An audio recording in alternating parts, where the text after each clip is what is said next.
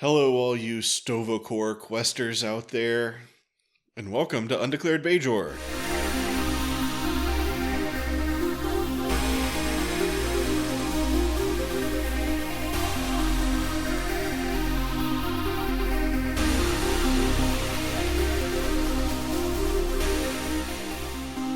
I don't want to get into Stovocore. It doesn't sound fun. Well, they say everybody wants to get into Stovocore, but nobody wants to die. Do they say that? Okay. Something like that, I don't know.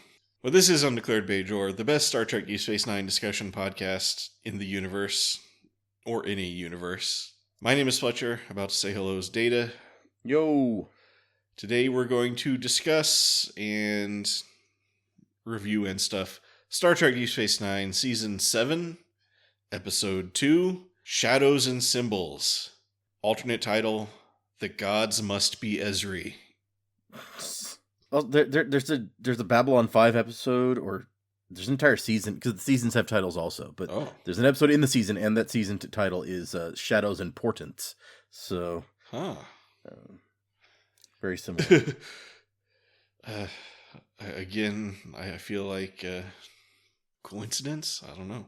We will be discussing spoilers up through this episode, but not after this episode. So it is safe to watch along with us if this is your first experience with Star Trek Deep Space Nine. But sometimes we also spoil books, TV shows, or movies not related to Star Trek Deep Space Nine. So watch out. Yep. You know what? I might have been wrong about that episode. Uh-oh. I think it was called Signs and Portents. Yeah. I was wrong. Scratch that. All right. The word shadows does come up a lot. The word shadows does come up a lot in Babylon 5, but not in the one place that I thought it did. Oh well. Okay, so the title had an "and" in the middle anyway. Yeah. How dare. Oh, also I want to start doing or I want to try doing title reviews at the top. Okay. I know we move around the title reviews all the time, but what do you think about the title Shadows and Symbols, since we already started talking about it? Man, I don't know. It's like, I mean, I feel like it's pretty I feel like it fails on all of our criteria. Yeah, I was about to say, like, Shadows and Symbols could be almost any episode, I feel like, if you stretch hard enough. Sure. I don't know that I don't know that it's, like, fitting for the episode or memorable or... I mean, I don't remember any shadows or symbols in this episode. Yeah. Yeah, I don't think it's clever. I think you're right. I don't think that it really hits on any of the criteria.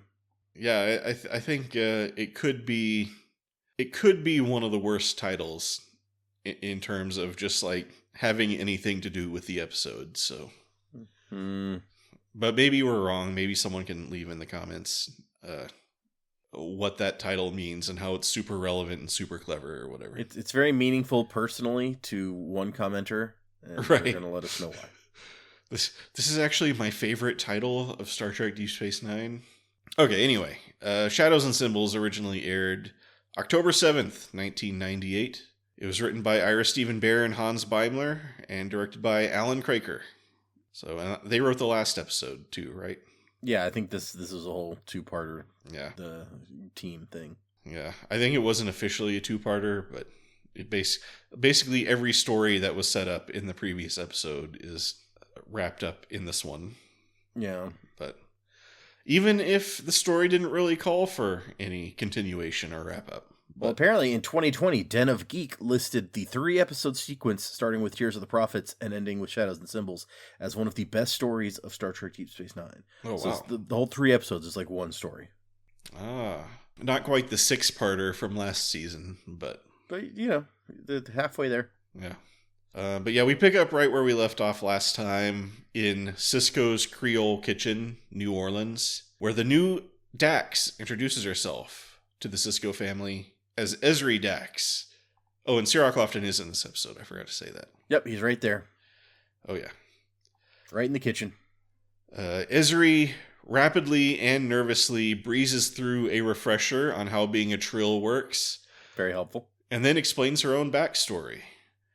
She describes her joining with the Dax symbiont as an accident, which makes it sound like she reached for a glass of water and wound up drinking the symbiont by mistake or something. Yeah, she fell and landed on the symbiont and it like crawled in there or something. Yeah.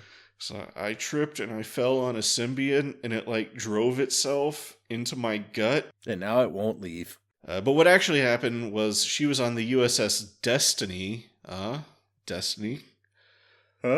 Which was taking the Dax symbiont home to Trill, but the symbiont took a vague, quote, turn for the worse. And the doctors, consistent with the high ethical standards of Starfleet Medical, were like, let's stick it in that Trill ensign, I guess. It's probably Bashir's fault somehow.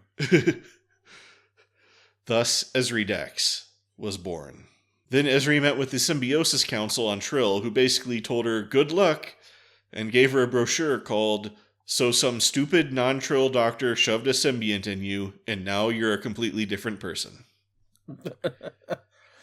Yeah, it is actually, I'll give it one good quality here, is that it's a nice like follow-up to the revelation of the earlier episode, that it's like, oh, by the way, like, lots of Trill can actually get symbionts. We just don't talk about it.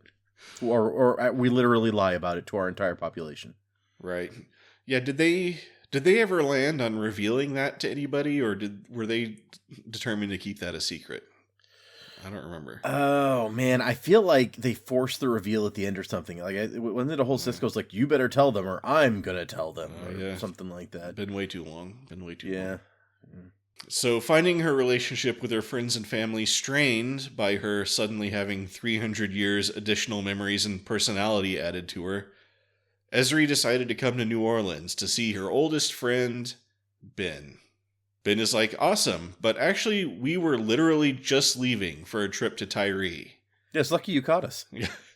And Ezri is like, the horrible desert planet? Cool, I'll come with. But Jake is like, well, we should probably explain, but Ben is like, no, totally, just come along. No time to explain. And Jake is like, no, really, you might want to know. But back at Deep Space Nine, or I guess on Martok's ship docked at Deep Space Nine, Worf, surrounded by Bashir, O'Brien, and some Klingons, chants in Klingon to kick off their Get Jadzia into Stovokor project. Yeah, go Klingon stuff. Which I assume there's a full translation for this Klingon in Memory Alpha. Okay, so I'm trying to remember which Klingon part this is. I'm going to bring it back up here. I feel like it's the exact same at the beginning and end.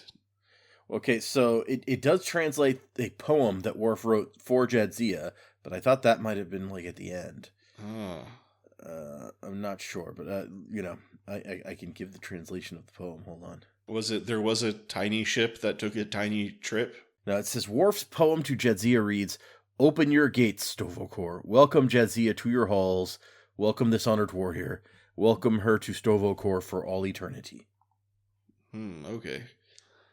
So I felt like it was the same thing he was chanting at the beginning and end, but maybe it was different stuff. But is that like the only translation that's in there? That is the only one that I see, yes. Okay. Yeah, hold on. Now I got the episode up. I'm going to find out. Yeah, that's probably it. Although I noticed, like, before I went and read the translation, I noticed during the, you could spot Stovokor in in it, but you can also, they say, he says like Batleth a couple times. And I'm like, when I saw the translation, I was like, there's nothing about like sword or weapon or anything in here. What the heck is the Batleth part about? Well, at one point he says yay Doge, which I was like, yay Dogecoin? No, he likes the Department of Government Efficiency. They're going to set things straight. Get rid of that penny. If the Doge gets rid of the penny, I will be a happy man. Yeah, no, I have no issue with that. So suddenly Quark bursts onto the bridge, saying he wants to come too. Obviously, you guys weren't in the middle of anything important. Right. And apparently security on the Rotaran is just as good as on the Defiant. Yeah, or at Ops, or Quark just barges into all sorts of places. But Quark claims that he loved Jadzia as much as anyone on this ship. Especially you, Worf. Yeah. Worf looks annoyed, but Martok is like, hell yeah, my dude. You're just in time for the hand cutting. Which leads to the hilarious reaction when Quark's hand gets cut. One of the, maybe everything wrong with or something, but when, one of those people who comments on media is always bringing up the fact that it's like, when the Klingons cut themselves, it's always on the hand, and there's like lots of little tendons and important stuff, and then you need to use your hand for all sorts of stuff. There's way better places to cut yourself than the middle of your palm to draw blood. Klingons aren't afraid of any of that. Quark was not a fan. But also I assume the undercover changeling on the ship is just like, oh, I can't cut my hand today, because, But on the Sisko family runabout, en route to Tyree, we pick up just after Ezri has suffered an embarrassing and disgusting-sounding episode of space sickness.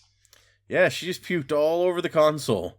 Ezri says she can't stop thinking about Tarius Dax, who died in a shuttle accident, and those horrifying final moments are carved indelibly in her memory. So I guess that's one fun thing about being joined. Yep. I mean, Jadzia didn't seem to have these same problems, but then again, she spent a lot of years preparing for this. Yeah. Presumably got more aftercare than just like, all right, well, yeah, go enjoy that symbiont. So, well, I mean, presumably, like, you know, they were like, okay, just know, you know, if your symbiont has like 10 lifetimes, that's 10 deaths that you went through. So kind of like prepare yourself for that.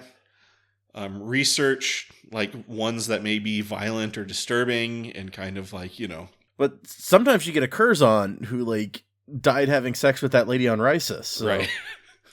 You know, you got to take the good with the bad. Yeah, exactly. It's all part of being a join trill. So, yeah, but Jake is like, okay, well, this isn't a shuttle, it's a runabout, so it'll probably be fine. Yeah, completely different. And then Ezri reveals to Jake that she's a ship's counselor, or actually an assistant ship's counselor. And Jake is like, there's such a thing as an assistant ship's counselor, and you're one of them? And then Ezri takes a sip of Raktajino and discovers that unlike Curzon and Jadzia, she does not like it at all. I keep trying to decide if Jake is like hitting on her in this scene, and I'm not. I can't decide either way. I don't know. She might not be old enough for him. I think he's trying to decide, like, maybe if she's in that range. Like, she doesn't seem like Jake's type to me, but I think maybe he had a crush on Jadzia, and now he's trying to see kind of like where he might stand with this new situation, and I think maybe he's not totally into it. He's decided. Oh well, you know, you got to feel things out, see where they go. Yeah, totally. Sierra Lofton is 8 years younger than Nicole DeBoer, so okay, but she kind of has these, you know, she doesn't have those like those Kira vibes, say, where, you know, Jake was totally in love with her. So, and then I guess we still don't have enough story between the Vision Quest to Tyree and Operation Stovacor. So we're also going to continue the Romulan illegal weapons story from last time. Yeah.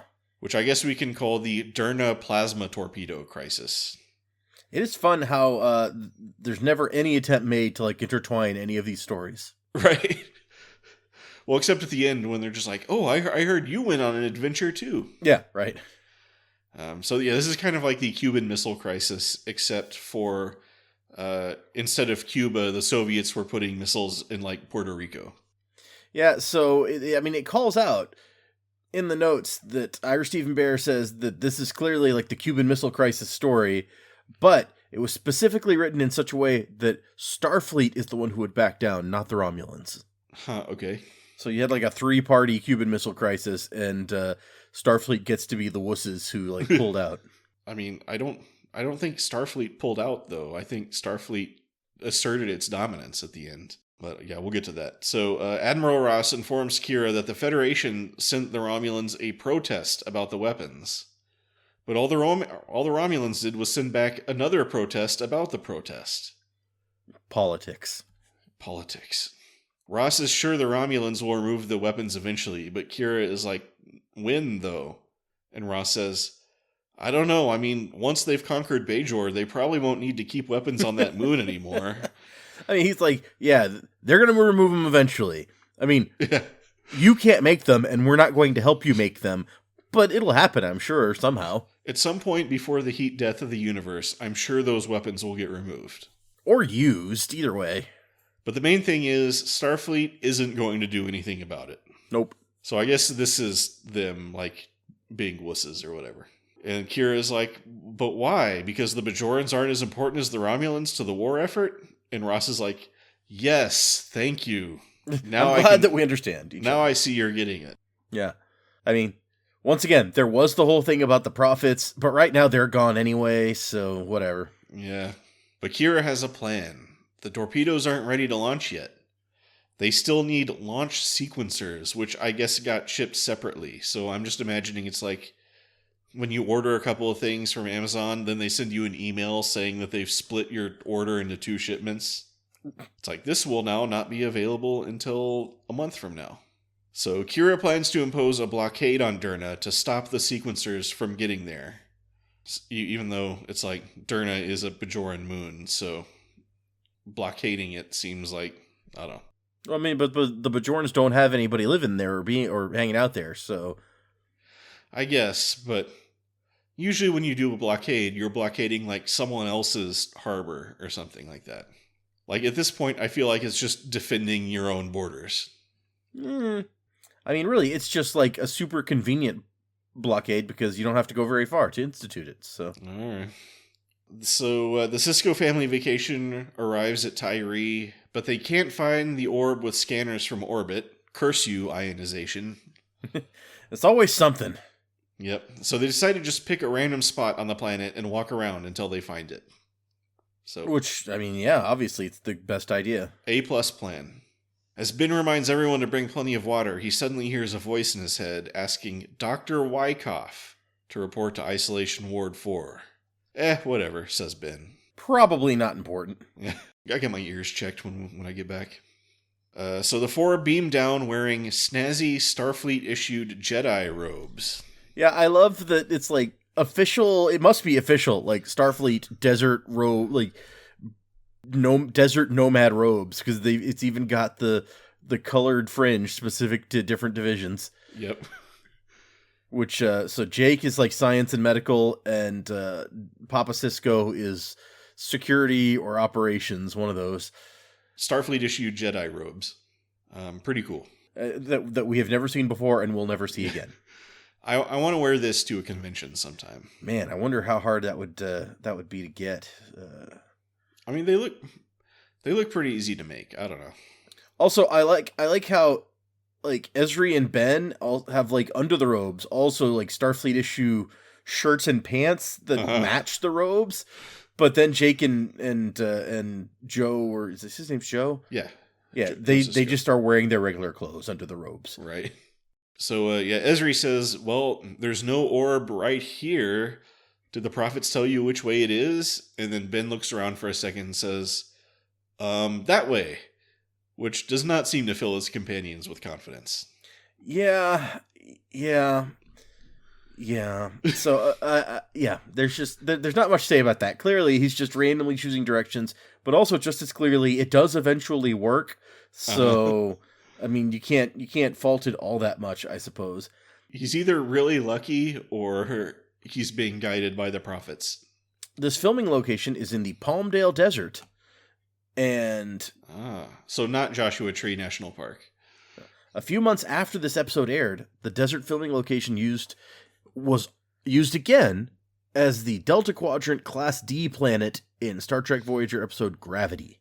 Ooh, man! Like if Class L is bad, Class B must be like Class D, or Class D must be like a real shithole. Like. So, aboard the Rotaran, Miles explains the plan for taking out the Dominion shipyard. They're going to fly really close to the sun, close enough that the ship will glow like a flaming comet, interjects Worf. That's important. Very important to, the poetry of the mission. Yeah, exactly. That's Worf's main contribution to this mission, is like framing it in a way that sounds like really glorious, so that the Stovacor gatekeepers will let Jadzia in or something. But O'Brien is like, anyway, then we shoot an E-impulse at the sun and cause a plasma ejection that will wipe out the shipyard. And then Worf says it will be a glorious firestorm that will illuminate the gates of Stovacor itself and provide a fitting welcome for Jadzia. And O'Brien is like, yeah, why not? Yeah, sure. That thing that you said, I suppose. I like the note in here. This technique used to destroy the shipyard is the same solar fusion eruption technique devised by Ensign Tate as a strategy against a rogue Borg ship in the Next Generation episode Descent, and also Captain Kern in Redemption Part 2. Oh, wow. So this is just a well-known thing that you can do, which... Yeah. I mean... Maybe don't park your stuff so close to the sun, or... Yeah, that might be an idea for sure. I mean, apparently you can also just, like, fly some trilithium into the sun and blow it up, so... Maybe there's, people living in that system that they don't want to explode or something. Oh. That are not within the range of that solar thingy, and who knows? True, I don't know. But then Quark gets all pissy about Worf not showing him the proper respect for risking his life on this glorious mission. And I gotta say, to be fair, you're not really doing anything or contributing anything, Quark, but... No, yeah, he's so pissy about his thank you. And I'm like, for what? Right. But Worf just grabs him and tells him to be quiet, and then Worf goes on a rant to Quark, Bashir, and O'Brien about how none of them really deserves to be here. They're just trying to fool themselves that they're worthy of Jadzia. And then I imagine O'Brien is just going to be like, what the hell? O'Brien's like, I'm married? Yeah. He's like, I don't even believe in your stupid Klingon Valhalla. I'm just here to make sure none of you idiots gets yourself killed. Yeah, O'Brien is the only one actually contributing, by the way. Like... He's like, yeah, I'm the only person on this ship actually doing anything. I mean, did he come up with the plan? Yeah. Because he seems to be the only one, like, doing anything related to the plan. Like, I'm pretty sure before he showed up, their only plan was to, like, fly at the shipyard, guns blazing, yelling Kapla over and over again. But also, to be fair, O'Brien isn't here, as he expressed it in the previous episode, he's not here... because he believes, in the Stovall thing. Right. He's not even here because he wants to help Jadzia get into Stovall. He's here because Bashir was going to go, and Bashir was going to get himself killed if O'Brien didn't come along. It wasn't even like to help out his old buddy Worf. It was to help out his best friend, Chief O'Brien, or Dr. Bashir. Yeah. So he's like, I've been in combat situations with Bashir. This is something I probably need to monitor. But Worf closes this rant by saying it's Quark who should be thanking him for allowing him to come along. And then he storms out. And Martok is unimpressed by this. Yeah, Martok's like, dude, what the hell? Back on the desert planet, Ezri asks Sisko if they're going in the right direction. And he's like, oh, maybe. And she's like, okay, well, do you want to slow down? Like, your old man dad is having trouble keeping up. But Ben is like... Look, that dude lied to me about who my mother was for like 40 years. he can deal. Well, I mean, it comes up to a really good... when he goes, if anyone wants to take a break, they can go back to the runabout. I'm like, that's not a bad idea, quite honestly. It's not like you had to transport in where you transported in and walk all the way. Like, you can transport in wherever. So someone can go and take a nap on the runabout and be in the cool air and then come back an hour later and to wherever they happen to be. It's not like you're missing anything. Yeah. There's just this bullheaded determination that's like, no, I'm part of the adventure. When actually, dude, you're kind of slowing them down, I have to say. But there's a note in here. It says, in defending the decision to send 72-year-old Joseph Sisko actor Brock Peters into the Palmdale Desert for the scenes on Tyree, Ira Stephen Bear explained that, well, Ben came back home to be with his father, and I just felt that keeping the family together meant something. If it had been my kid off, I'd have gone with my kid.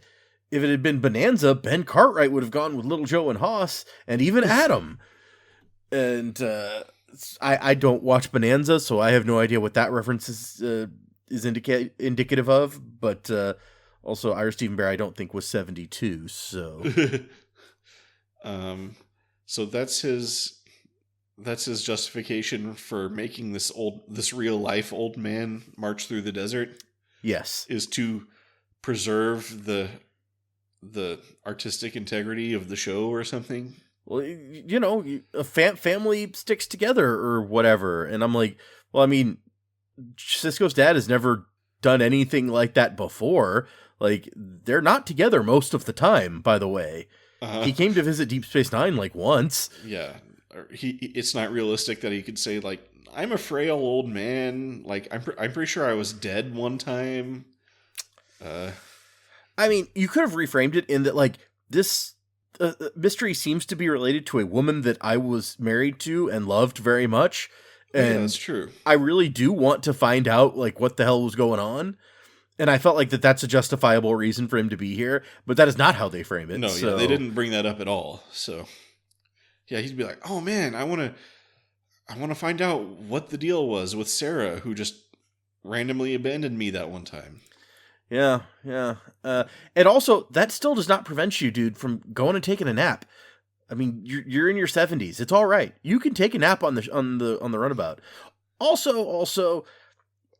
As we've established before, it might be a good idea to have somebody on the runabout. Right. Just, maybe you guys take shifts up there while Sisko walks around in the desert. I'm just spitballing. They get back and, like, the runabout has been, like robbed. Like, what happened to all our computers? There's, like, space vagrants who are, like, living in there now. Like the space sand people. Yeah. Or Star Trek sand people. I guess the sand people in Star Wars also live in space, so... It's also true, yeah. I guess people who live on Earth technically live in space too, by that, but whatever. So then I guess we need to check in with Cardassian Central Command, where Damar is showing the hot babe he met at the club last night the Dominion's top secret battle plans. Yeah, they really are going all in this season on the drunk Damar story. And then Wayun comes in and says, "Can you get her out of here? I need to discuss some things she doesn't want to hear, because I don't think she wants to be executed." I do. I actually really love how that exchange goes down, because you get the impression that, like, maybe he's upset or something, and, he's like angry about this. And afterwards he's like, "Oh, what a delightful woman." So, like, he's just being matter of fact here. He's like, "Look, I don't, I'd have to have her executed, so she wants to leave. And, this is best for everybody." It's just a matter-of-fact thing. It's not even like a threat. It's just like, look, if someone unauthorized hears, I gotta kill him. That's the rules. So, I don't want that. She doesn't want that. I don't know what you want. You're drunk. But right. Let's just... Yeah, but Wayun is like, "Okay, so we need more ships. So can you make the Monac shipyards make more ships?" Yeah, it's just coincidentally we're talking about the exact thing that's going on. But Damar is just staring into space, presumably thinking, "Man, did this scene of me getting cock-blocked really have to be put in this episode?" But then he's like, yeah, we'll make more ships, whatever. I mean, you want a lot more ships, but maybe we should build another shipyard if you want that many more ships. I'm just saying. Yep, but that's the last we see of them this episode, and their entire conversation is irrelevant because those shipyards get blown up. Yep. We just needed a shot to show that they are aware that those shipyards exist and those shipyards are important to their plans. So this mission to destroy them is relevant to the war. So I guess, like, the threat of 15% more ship production makes the mission 15% more glorious. Exactly. Okay. I mean, not that Worf and Martok and stuff knew about that 15% that might be coming down the pipes, but presumably whoever runs the afterlife knows. Right. Yeah, so, and like that 15% can really make a difference. Yeah, it might have put her over the top towards getting into Sto-Vo-Kor. So yeah. This is important stuff. But back on Deep Space Nine, Kira explains her blockade plan to Odo. To enforce the blockade, she's gotten 12 impulse ships. And Odo says, "Well, I guess our relationship is over then, because we're both going to die when the warbirds show up." And Kira is like, "Nah, the Romulans are notorious cowards. They won't try to run the blockade." By the way, everything I know about Romulans I learned from talking to Martok. Well, also, warbirds can cloak, and go around you. I'm just throwing that out there. They don't, but they could. Also, I maybe there's some implication when you say impulse ships that they are also not like fearsomely be-weaponed, but I would be like, well, as blockade, I think how fast they can go in interstellar space is less relevant. How well armed are they? So you really think you can stop us with those impulse ships? It's like, well, each of these ships has 20,000 photon torpedoes. Right, but... yeah. It's like, I didn't realize that this was a race. That's a good point, though. Why didn't the Romulans cloak? Because then the episode would make no sense. Exactly, that's why, yeah. Yeah, that's a nitpick of the week for sure. Oh my gosh! Just speaking of nitpicking cloaking, I'm like 2/3 of the way through season 1 of Discovery, and a major aspect of the plot line is that the Klingons have developed cloaking technology, so they are winning this war with the Federation because their ships can appear out of nowhere and destroy stuff, and you never know where they're going to be, right? Sure. So the Discovery is out to figure out a way to penetrate the cloak and turn the tides of the war. Sure. And so they're like, okay, this planet is going to help us do that through, convoluted, not important. But the Klingons are coming, and they're going to destroy all life on this planet to prevent that from happening. So we need to stop them somehow. What we're going to do is look like we're running away from the planet, but then when they show up, we're going to come back and do this plan. And so they're flying away for hours, and then somebody's like, our long-range sensors are detecting the power signature of a cloaked Klingon ship coming into orbit of that planet that we left. And I was like, wait a second. So your long-range sensors can pick up the cloaked ship, but the entire premise of this season has been we need to find a way to penetrate the cloak. This is really upsetting, actually. The thought that has clearly not gone into the writing here. These are some really primitive cloaks. I assume they improved the cloaks much better later. One would think, yes. Although it did feature a cool thing that I don't think I've ever seen a cloaked ship do before, where the cloaked ship rams another ship while cloaked, and so it's just all of a sudden this big dent or divot or whatever appears in the front of the ship and then starts going further and further as what I guess is the pointed prow of the Klingon ship runs into a Federation ship and basically cuts it in half, and you can't tell what's doing it. I was like, okay, that's actually kind of cool. Yeah, they should cloak giant sword ships to slice stuff in half. Anyway, sorry, that was I just watched that today, and that was still bothering me, so I had to, as we're talking about nitpicking cloaks, it's just in my brain. Yep. No, this is good. But yeah, Kira seems certain that the Romulans won't want to jeopardize the alliance with the Federation, even though the Federation has already made it pretty clear they're willing to look the other way no matter what the Romulans do. On Tyree, the trek through the desert continues. Ben decides to drop his backpack, from which he takes his magic baseball, and Ezri comes up behind him and takes all the snacks out of the backpack. Or water, or whatever it was. She takes the important things out. I think it was applesauce or something. That's my theory. Well, because she hands one to Grandpa Cisco later, and he starts drinking water out of it, I thought. So I thought he was sucking down applesauce. But yeah, maybe. We don't know. Nope. As he wanders around aimlessly, Ben again hears the call for Dr. Wyckoff. Ezri catches up with him and he says he thinks this is the place while fidgeting with his baseball. But frustrated, Ezri grabs the baseball and throws it, and it lands in the sand. And then Ben suddenly has a flash of insight. He first got his vision when the baseball rolled off the piano onto the ground, and now Ezri threw the baseball and it landed on the ground. It must be a sign. Or maybe just proof that gravity exists. I would say, yeah, it's just gravity, my man. But he grabs his shovel and runs to where the baseball landed, and he starts digging. And Ezri is like, okay, is this just me having a new host, or did he get way crazier? I mean, fair question, and yes, he did. Kira gets her blockade ships set up around Derna, and Odo recommends a book to read while they wait. It's a Mike Hammer story. Which is Mike Hammer the character who was originally going to be named Dick Steele or something like that? Well, I don't know much about Mike Hammer, so let's look this up. I feel like we've talked about this a long time ago. It's quite possible that we have, because, I mean, didn't O'Brien give him a Mike Hammer book, or was that a different... I think so. Okay, Mike Hammer, here we go. Let's find out. Fictional hard-boiled detective. There we go. Debuted in the 1947 book I, Jury. Okay, so Mike Hammer is the Mike Hammer stories are real stories in the real world then. Oh, yeah, by Mickey Spillane. Okay. Let's see. Spillane worked with illustrator Mike Roy. When he was a comic book writer, Spillane created the private detective Mike Lancer in Green Hornet comics.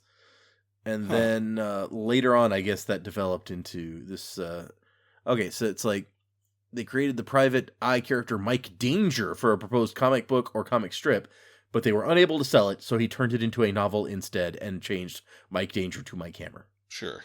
I feel like we were talking about one time Odo was reading a detective mystery story or something like that. Oh, but it was like a fake fake detective. And we were looking at, like, they had a list of other names that they were considering for this character, and one of them was like Dick Steele. And I was like, that's the best name ever.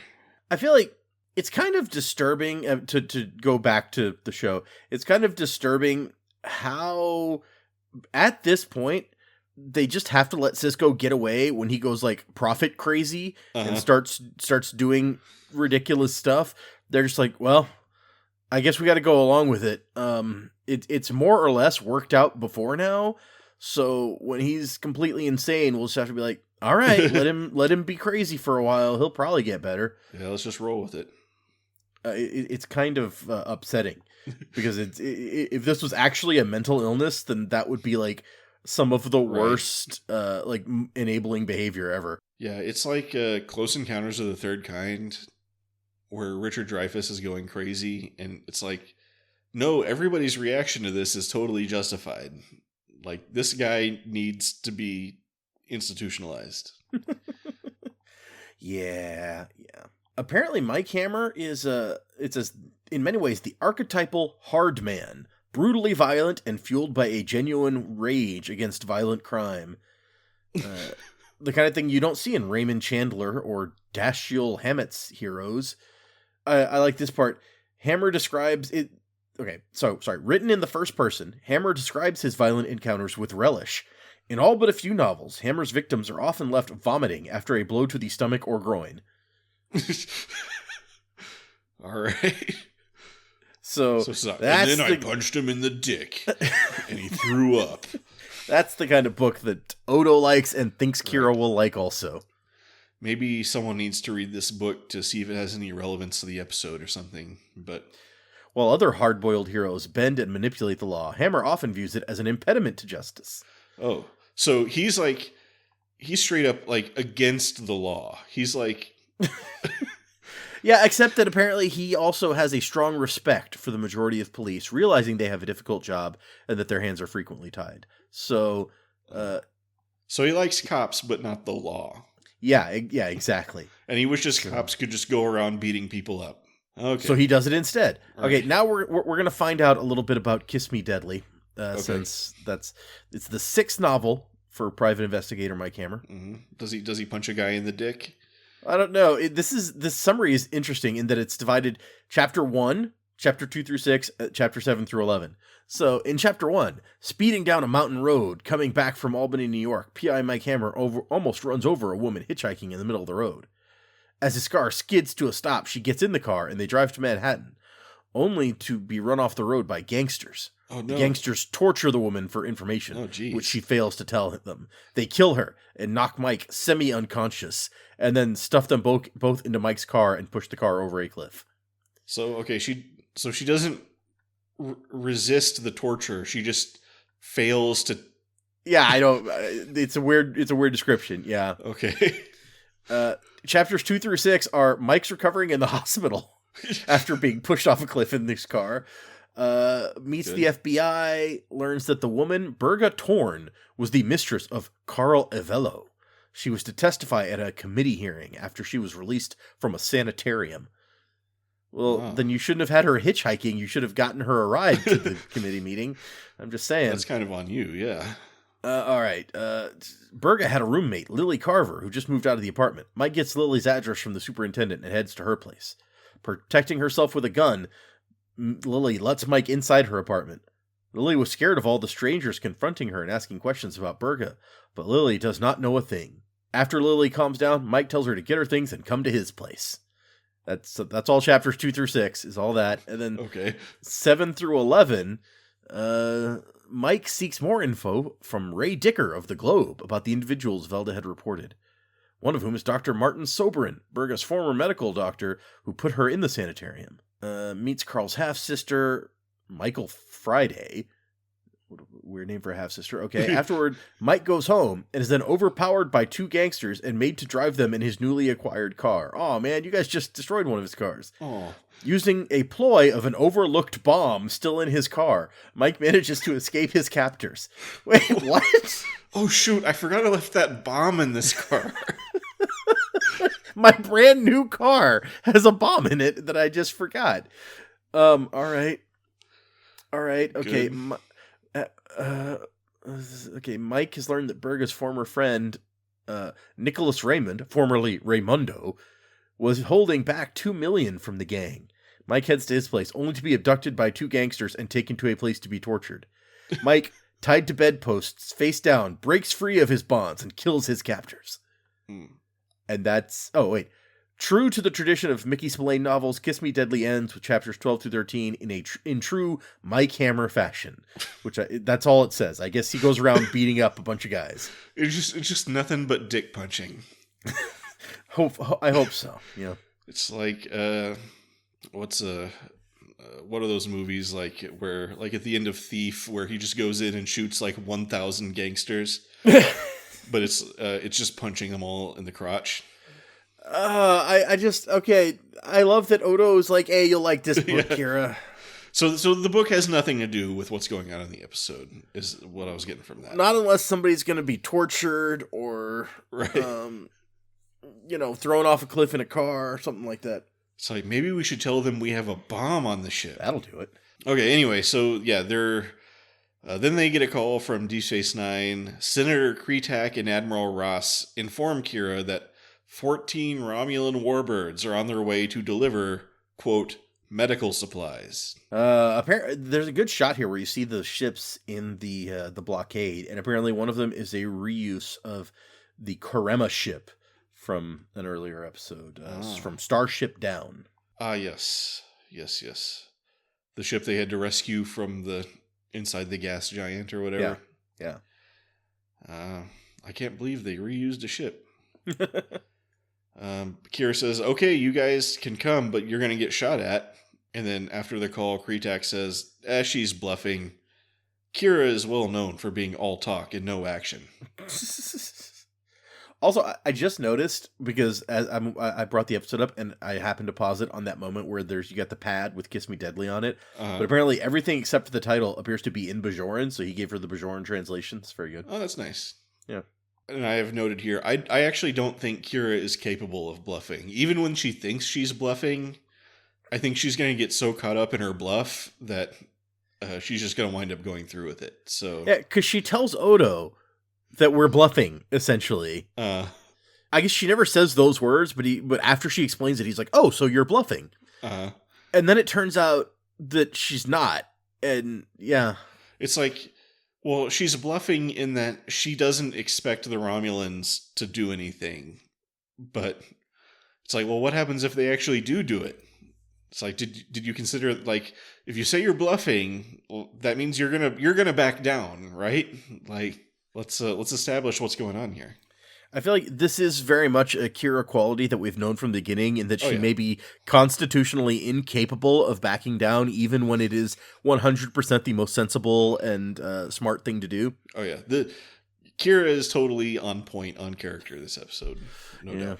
But back on the Rotaran, Martok asks Worf if Worf thinks he's not worthy of the mission either. And Worf says, well, that's different. You're a Klingon, and Jadzia was a member of your house. Also, I needed your ship. And Martok says, well, you should give those other guys the credit they deserve. They're just trying to honor Jadzia's memory. But then Quark, Bashir, and O'Brien walk in, with Quark complaining about the Gach. And Martok is like, oh my god, help me help you.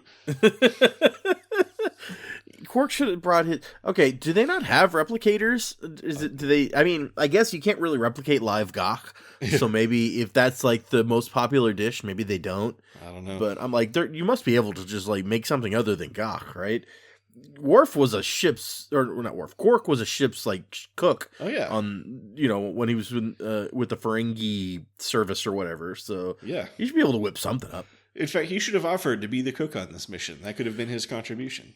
Also, Ferengi love eating bugs. That's true. I mean... But his complaint wasn't that it wasn't good. It was that, there wasn't enough variety in the menu. It's always Gach. Yeah, that's a good point. And the Ferengi love, like, crunchy bugs. I bet, like, or I guess they like tube worms and stuff, so I don't know. But Worf, in an admirable moment of self-reflection and generosity, apologizes to Quark, Bashir, and O'Brien for being jealous of their relationships with Jadzia. He says that she often talked about all of them. Well, okay, not so much you, Chief, because she really didn't like you that much, but... He specifically calls out things she would say about O'Brien, about Bashir and Quark, and then he's like, she talked about all of you. Yeah. So, but she definitely considered Quark and Bashir to be good friends. But Worf realizes he was being selfish, and he's glad they're all here to share in this glorious victory together. Quark accepts the apology with less than perfect grace. Yeah. And he says he was hoping to hear that Jadzia called out his name at night or something. Yeah, which was really... Quark has to be gross. I guess it's a requirement. So I hope Worf didn't hear that, because he might have to kill you. I'm just saying. Right. Maybe it's a runtime thing. I wish that they had made some effort to, in Worf's opinion, distinguish between O'Brien and the other two, because he maybe has legitimate reason. The other two, even after she was married, were like after Jadzia. He doesn't have that same reason to feel upset about the Chief being here. So I wish at some point he'd been like, "Hey, Chief, I'm not talking to you, man. Like, we're cool." Yeah, and the chief and Worf go way back, so. And I think the chief heard about, after had that conversation with Worf about what was upsetting him, and then they came up with the plan to do this, and got Martok to come. So if anything, the chief really facilitated this. That's true. I feel like they could have taken a minute to call out that he's like, I'm pissed off at these two guys for butting in, not at you, okay? Yeah, honestly, this whole mission is 99% the Chief. Yeah, so maybe just take it easy on him. But then Martok announces that they have arrived at the Monarch shipyard and has their target put on the screen. It's a sun, a star like any other, but I guess Quark has never seen a star. Because he's like, how close do we have to get to that? That thing, what is that? That looks horrible. On Tyree, Sisko's shovel hits something, and we see that despite how frantically Ben has been digging, hardly any dirt has been moved. Then Ben reaches into an indent in the sand that can barely be called a hole, and he somehow pulls an orb out of it. A hole, not just the orb, but the whole orb, box and everything is in there. He's about to open the orb, and then he looks and sees that he's holding a pencil. Suddenly, he's not Captain Sisko anymore. He's Data's favorite character, Benny Russell. He's in a hospital room with writing all over the walls. And Dr. Wyckoff is there asking him to please stop writing on the walls. And Dr. Wyckoff is Damar. So the writing on the wall is actually handwritten by the entire art department under the supervision of Michael Okuda. The writing was supposed to be the history of Deep Space Nine as told by Russell. All the stories as seen by viewers since the pilot episode. So when they were figuring out what to actually write, Okuda used an early manuscript draft of the Deep Space Nine companion and had his team copy out the episode summaries from every episode leading up to this one. Oh, nice. Yeah. I bet that was a fun day of work. Yeah, right. But yeah, Benny says, no, I don't want to stop writing on the walls. I want to finish my story. And Dr. Wyckoff is like, okay, well, you can see how from my point of view, this writing obsession might not seem healthy, right? On Tyree, Ben is just sitting there in the sand while Ezri tries to get his attention, but Jake knows what's going on and tells her not to bother. Yeah, it's like, this is one of his crazy prophet things. You just got to let it play out. Like, no, there's just nothing to be done here. We just got to wait this out. Although, then he reaches down to grab the thing for some reason. Like, Right. that wasn't going to end badly. Yeah, he gets zapped, so I guess only the emissary can open the orb. I mean, it's the orb of the emissary, so... I guess this is to answer the question, why doesn't someone else just open the orb and, like, solve everything? At Derna, the Romulan warbirds arrive 2 hours early, not that it really makes a difference. Kira calls them and says, don't come any closer or we'll shoot. And then Senator Kretak says, well, don't you shoot or we'll shoot. And Kira says, okay, fine, go ahead and shoot. See if I care. And then when Kretak hangs up, Ross asks her, are you sure she's going to back down? And then Kretak says, she has to, because I'm not going to. And then Admiral Ross gets a look on his face that's like, you know what? I probably have not handled this situation correctly. Yeah. I love, like, as she's talking, his eyes, like, drift over to Senator Kretak, like, oh, what is she saying? I don't like this. She's like, At the Monac shipyards, O'Brien is ready to shoot the E-impulse or whatever, but to be able to control it, they're going to have to get a lot closer to the sun, and Worf is like, hell yeah. The closer, the better. In Isolation Ward 4, Dr. Wyckoff offers Benny a paint roller and tells him to paint over his writing. Benny takes the roller and prepares to paint, corresponding in the real world to Captain Sisko trying to rebury the orb. Because that'll fix everything. I'm sure no one else will try to dig it up. Mm-hmm. Although what his motivation could possibly be for trying to bury the orb, who knows? But everything is building to 3 simultaneous, exciting conclusions. At Derna, the Romulans power up their weapons, and Kira basically says, let's do this. At Monac, Martok gives the order to uncloak and fire at Worf's command. And Quark is like, oh, I wanted to give the order to fire. But they swoop down close to the sun, uncloak, and shoot a blue beam into the star. But nothing happens. Success! Oh, no. Quark says, oh, well, Jadzia probably wouldn't have liked Stovacor anyway. But they're not going to give up that easy. I'm pretty sure Jadzia likes shipyards, so should we really be blowing it up? So I think she told me one time how shipyards were her favorite places. Yeah. But the chief sets up for another try as 3 Jem'Hadar ships fly towards them. On Tyree, Captain Sisko is about to smash the orb with his shovel. But Ezri says, no, what are you doing? We're trying to find the prophets, remember? And Sisko drops his shovel, and in Isolation Ward 4, Benny Russell drops his paint roller, punches Dr. Wyckoff and another guy, and picks up his pencil and writes, opens it on the wall. See, it's a good thing Ezri was here, because no one else was going to say, hey, wait, don't destroy that thing. That's the whole reason we came. Remember what we're trying to do? Oh, shoot, right. Sisko opens the orb, and a blue beam shoots into the sky and straight to Deep Space Nine, where the wormhole opens. And then Kira watches as the wormhole opens, and some orange Pa-Wraith energy flies out of the wormhole and explodes.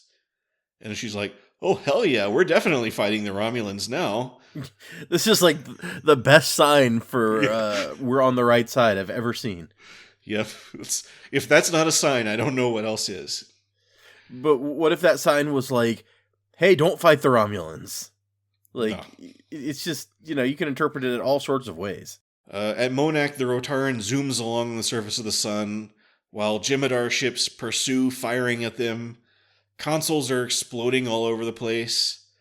O'Brien announces he's ready to fire again, and Quark is like, then freaking fire! And Martok is like, yeah, seriously, dude, fire. You didn't even have to tell me. You could have just done it. The chief fires his beam, creating a swell of solar plasma that engulfs the Jem'Hadar ships and the shipyards, as the Rotaran stays barely ahead of the destruction.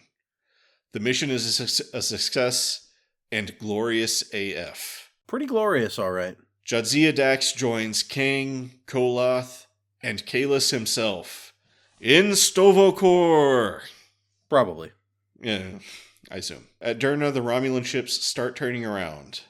Admiral Ross calls up Kira and says, it suddenly occurred to me that as the head of the fleet, it was easily within my power to put a stop to this, so that's what I'm doing. Congratulations, you win. So I feel like the narrative that, like, Starfleet caved is a little bit misleading, but... Yeah, Starfleet gave in to the Bajoran terrorists, and we're like, fine, we'll side with you and do what's morally right, whatever. you've broken us. Then Captain Sisko has a prophet vision of Sarah Sisko.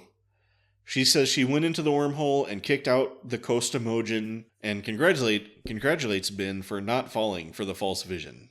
Yeah, good job. Sisko demands answers about his mother, and the prophet explains. You see, we needed a Sisko. So I went down to Earth, and I found a random woman who had this lame dream of moving to Australia and becoming a photographer. And I possessed her long enough for her to marry your father and give birth to you, and then I left. And Sisko's like, that's kind of horrible. Yep. And the prophets are like, what, morals? Yeah. Whatever. And the vision ends. So Renee Echevarria says that they had this idea about Sisko being part prophet, and it was like, we wanted to, for this season, like, foreground his status as emissary of the prophets, because it's been in the background a lot, like, since the first episode of the show. So, the show's winding down. We wanted to be a little bit more specific on the whole emissary thing, and so we settled on this idea that Sisko is in some way half man, half god. Not unsurprising in a franchise which rarely engages with religion, having the lead character revealed as part god was an extremely controversial notion. But Ira Bear claimed that it was actually something of a commentary on the Star Trek mystique itself, saying, I just felt that all Starfleet captains are treated like gods by the viewers. Clearly the next step was to actually make one of those captains a god or godlike. What a grade A bullshitter. I mean, I have nothing but admiration for Ira Stephen Bear. He goes on to say, if both parents were gods, then you couldn't relate to him. You can't relate to someone who's a god. He's got to be partly human. And Renee Echevarria says, originally we thought maybe Sarah was a prophet, and there was no human woman involved at all, but we ultimately nudged the idea into something a bit more oblique, saying the prophets could take over another person's form. They still had all the right mythic overtones, and it certainly answered the question of why Sisko was the emissary. We were all very excited about the whole notion. I mean, I'm just surprised that this didn't involve, like, prophet midichlorians or something. Well, and they're like, we thought that this whole idea of, the prophets can take over somebody was a better one. And I'm like, isn't that, like, way more disturbing? Yeah. This is, I don't want to really even go into the, like, moral implications of what they're talking about here. But I mean, we've seen the prophets take over people before, and the Pa Wraith for that matter. So I guess, it tracks, but it was always made clear that the prophets were only taking a willing vessel, though. Yeah. It doesn't seem particularly like this person was willing, but yeah. I think it's like she woke up one day, she's like, who are you? What is going on here? Why am I not in Australia? Yeah. But yeah, I'm pretty sure they stole this whole thing from Star Wars Episode 1, so.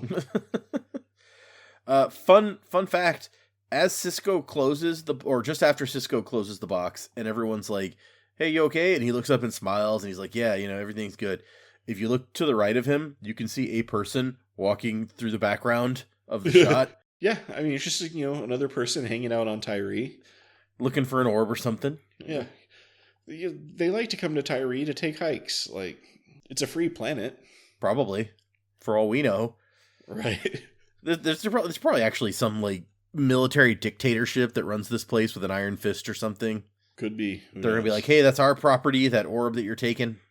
I also like the note in here that Admiral Ross's words to Kira, remind me never to play poker with you, echo O'Brien speaking to Kira all the way back in Emissary, where he says, Major, remind me never to get into a game of Roladin Wild Draw with you.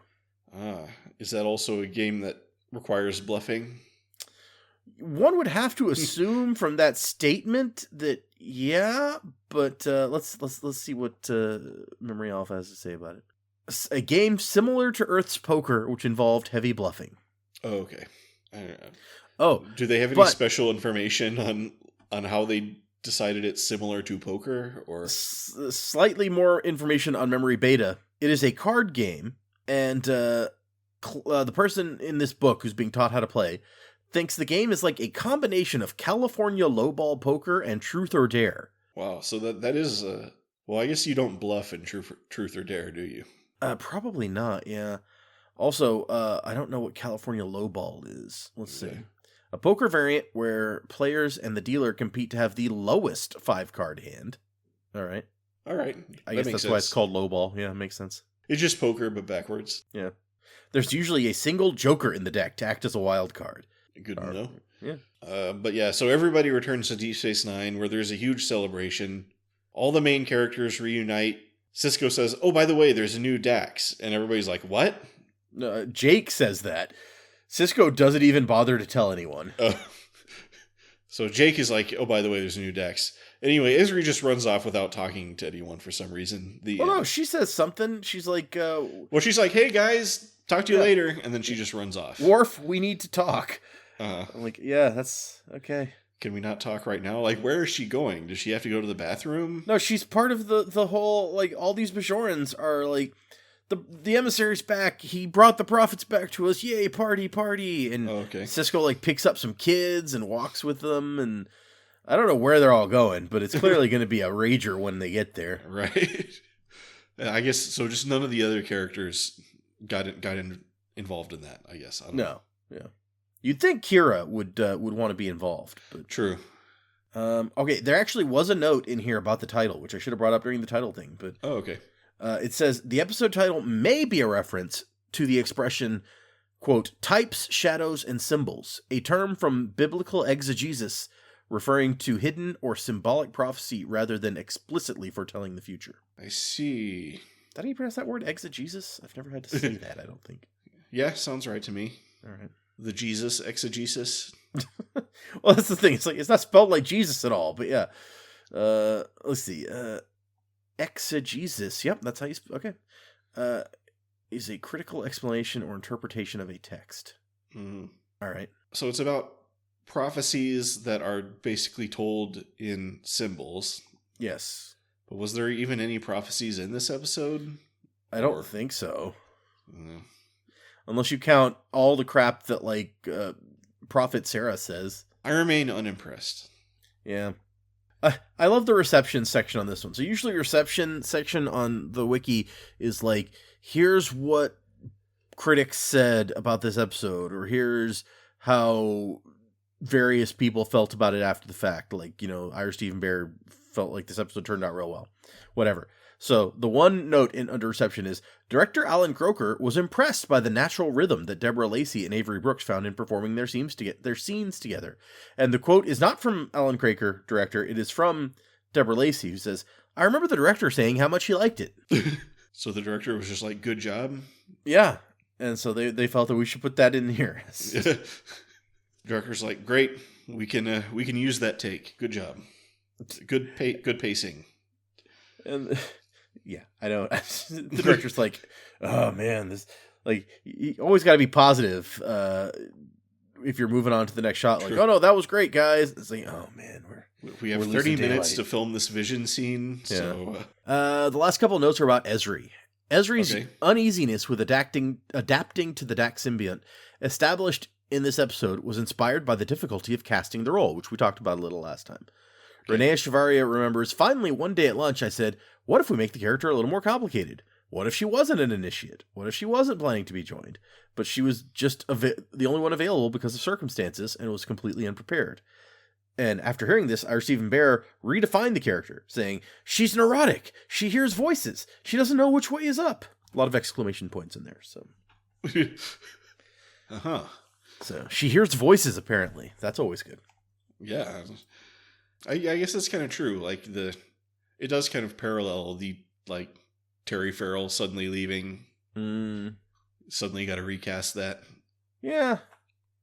When they didn't come to an agreement with Terry Farrell, they should have been preparing for what was next instead of being like, nah, she'll cave. Yeah, it definitely helps in negotiations to have a backup plan. Yep. The last one in here is Nicole DeBoer and director Alan Croker knew each other very well from the TV series Beyond Reality, where they had shot 10 episodes together. They both stated, however, they were unaware the other was working on Deep Space Nine until they met on set on the first day of shooting. Oh, nice. Yeah, it's fun. Beyond Reality. Yeah, Beyond Reality show. Is this like a Canadian show or something? Let's see. It was on the USA Network and CTV Television Network. So yes, it does sound like it might have been Canadian. Let's see. a science fiction television series originally aired 1991 to 1993 about two university parapsychologists who investigate reports of paranormal phenomena that occur in ordinary people's lives. So like X-Files? Like X-Files meets like Ghostbusters or something, like, I guess. All right. Yeah, produced in Ontario, Canada. Yeah, Alan Gregor is the first director listed on the list of directors for the show. So I guess Oh, nice. He did a fair amount of it. I wonder, like, there's 22 episodes of the show. Apparently Nicole DeBord was in 10 of them. So she must have been a recurring character of some kind. I guess so. There's not that much detail on what the show is about. Does it have good rating? Let's go to IMDb. Why not? It has 7.2 out of 10 stars. Huh. So that's not Someone bad. loves it. Yeah. Oh, this is she was in 13 episodes of 24. I guess he directed 10 of those. 13. Oh, okay. So she's got the third like the main character, or the main two characters, I guess. One of them has 24 episodes and one of them has 23, and then she has the next most at 13. So. Huh. Maybe like she was they added her in halfway through or something. Yeah, it could have been like a season 2 ad or something. Yeah. Oh yeah, young Celia later joins them is what's in the IMDb, the last sentence of the IMDb summary. So that's her. Okay. Got it. Okay. So they investigate reports of ghosts, out-of-body experiences, telekinesis, and other unexplained phenomena. It does sound, it's like Canadian X-Files. Yeah. I totally buy that because, like, I feel like Canadian TV would also be less, like, focused on police and FBI type stuff, which made sense for the US. But they're like, no, these two, like, university professors or whatever are investigating this stuff. Interesting. Might have to see if that show's out there somewhere. All right, so let's jump in and give our reviews of Shadows and Symbols. All right, what did you think? Oh, okay. You want to know what I think? Okay. Yeah. Well, it's interesting. First of all, I guess I'll start with my first note, which needs more Morn. Morn needed to be on that Stovacor mission. I mean, Worf and Jadzia both love Morn. Yeah. So, like, he would... I feel like it should have just been at the end, like, when everyone is, like, cheering, Morn is just also there, and you realize, like, oh, Worf never had a problem with Morn being here. Worf invited Morn. It was these other guys. Exactly. Yeah, I'm pretty sure that they had threesomes all the time, so... But yeah, so, first of all, for some reason, this episode synopsis took me forever to write. It took me, like, 3 hours to write. Because I think there were just so many scenes that were so dense with stuff going on that it was just like I was constantly having to, like, when I was like rewatching the episode to write it, I was like pausing and being like, okay, and then all this stuff happens. Like the first time I watched the episode, I was like, I don't know, kind of lukewarm on it, kind of like I was with the last episode. But I think rewatching it and having to like constantly be pausing it and writing it, like, you know, writing the synopsis, I kind of realized how, like, well-paced it is, I guess. Like, because at first I was kind of annoyed. It's like, oh, why are we doing, like, all these different stories or whatever? But I think it actually kind of, like, works really well. And plus, like, I'm kind of a sucker for a Cisco and the Prophets story, I think I've realized. Okay. And also, of course, a glorious mission to get Jadzia into Stovacor. I'm all about it. It was a pretty cool sequence.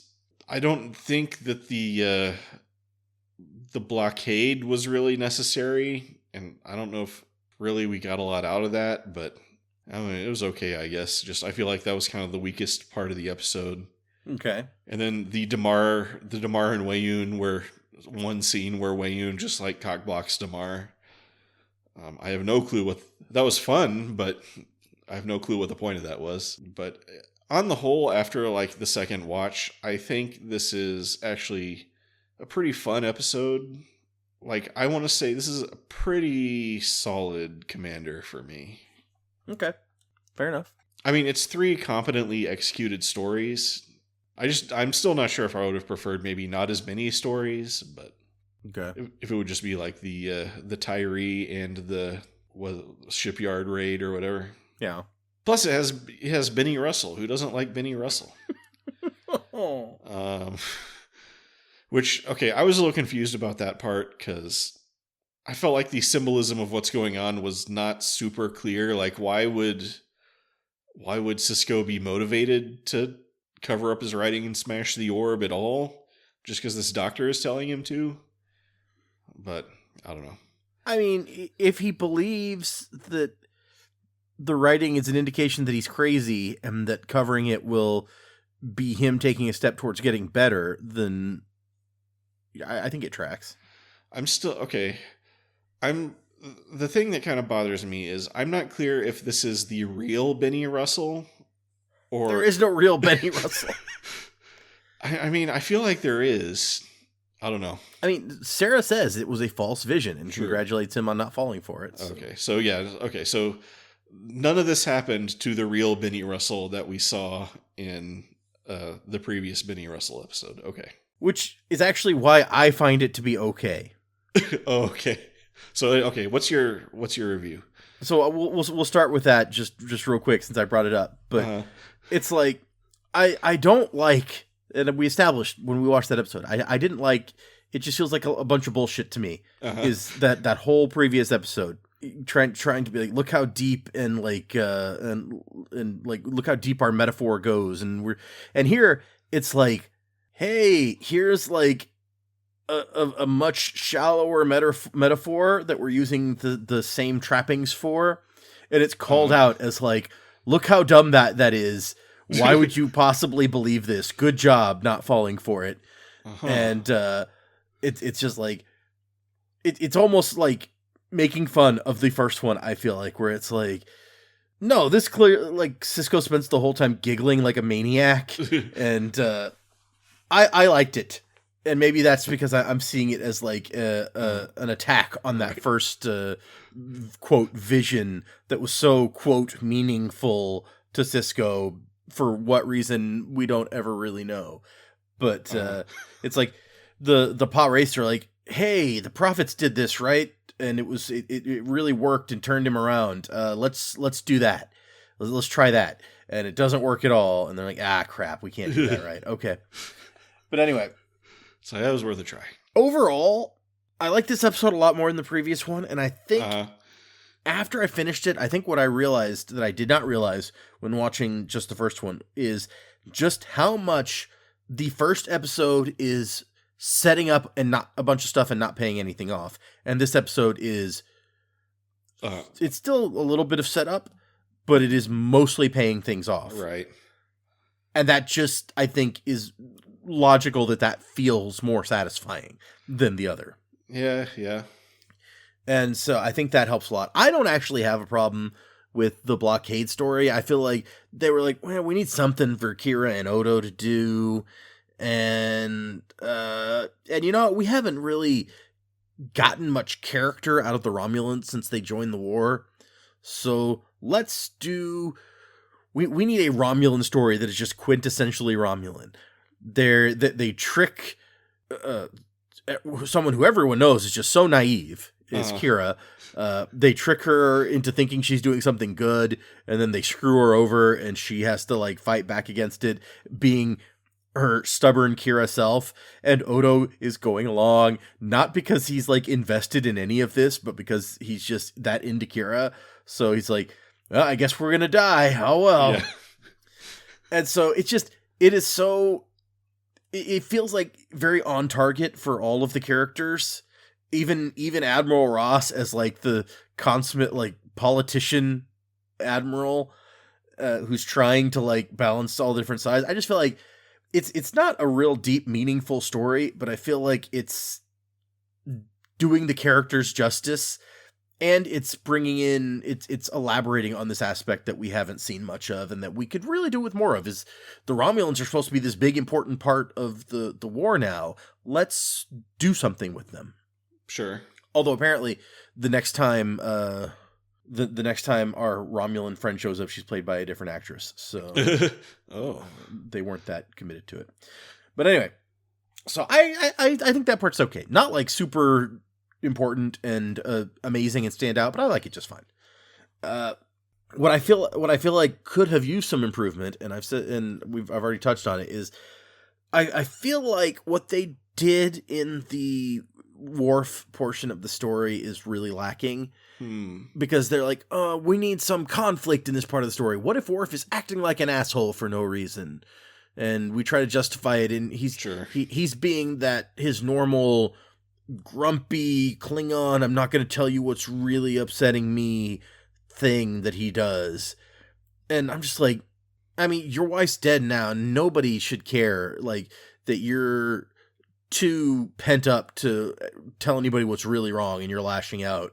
Like, it just comes off as immature to me and not terribly interesting. And once again, we're lumping O'Brien in for no reason to the tantrum, which I don't particularly like. So I feel like you could have told a more compelling story, a more compelling character story in that part of the episode. And I mean, the overall, what they're doing can be the same, but like the character stuff that we're doing within it could have been a lot better, a lot more creative, a lot more interesting. And instead it just comes off as like petulant and whiny and like, why should I care about Worf's feelings when he's being such a baby? Sure. So that bothers me a little, but it doesn't detract that much overall from the episode, I think.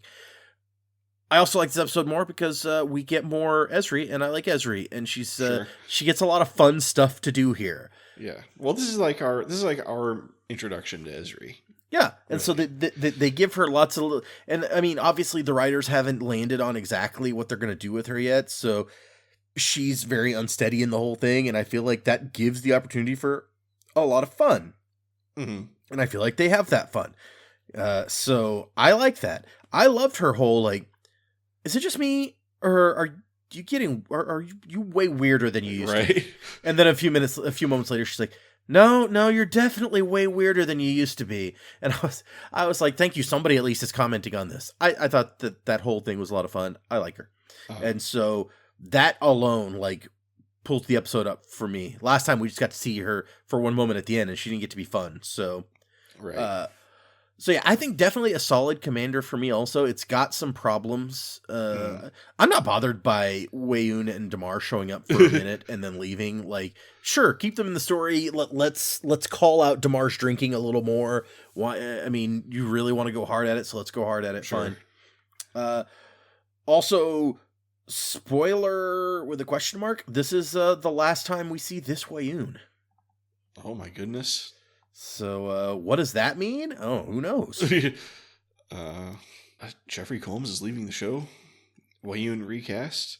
Yeah, Weyoun recast, exactly. How it turns out that they're gonna have like Casey Biggs play both Weyoun and Damar now.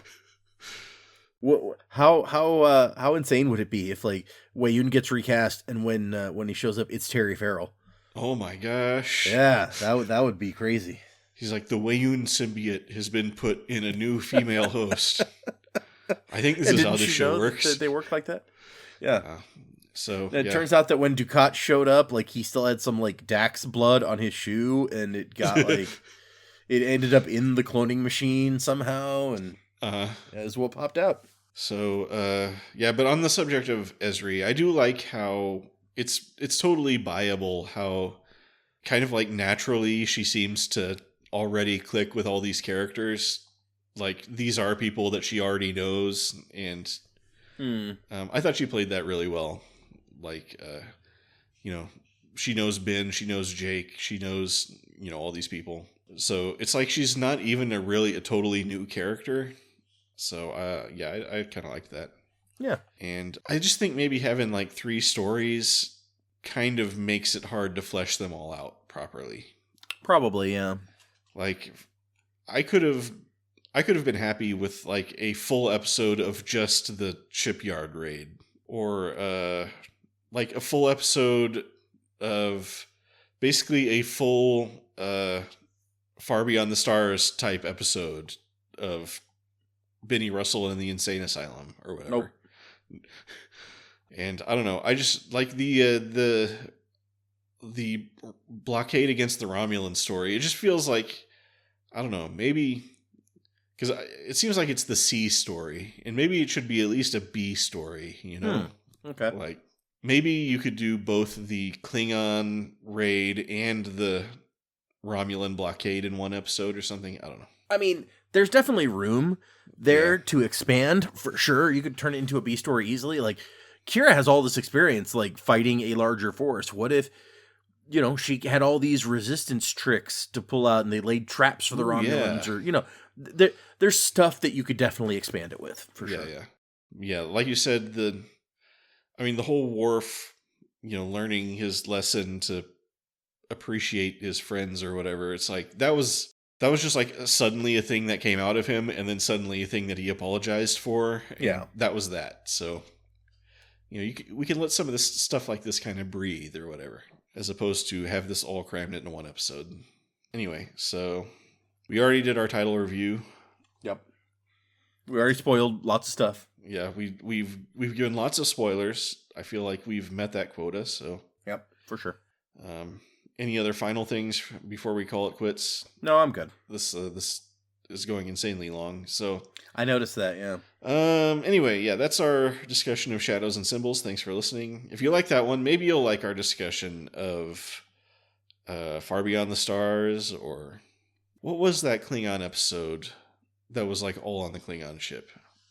Oh, I could not tell you off the top of my head. Remember what that episode was called, then go listen to our review of it. You can find that wherever you're listening to this. And if you're listening in the future, maybe we'll even have future reviews up there by the time you are listening. But and also, if you want to leave a comment, you can do that on YouTube. Yeah. My name is Fletcher. About to say goodbye is Data. See ya. We look forward to seeing you next week on Undeclared Bajor. Just remember to light up those gates of Stovacor.